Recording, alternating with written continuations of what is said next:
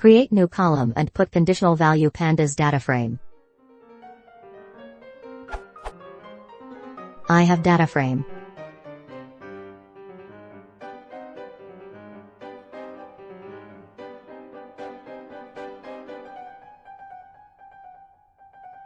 And a dictionary.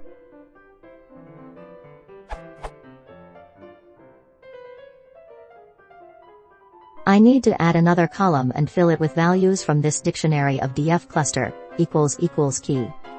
I have tried using np.where.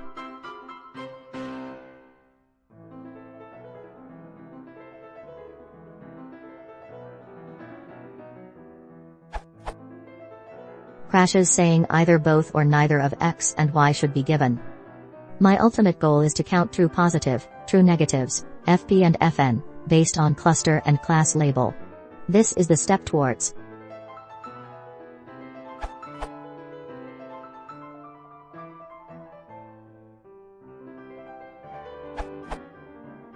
Call met and pass the dict.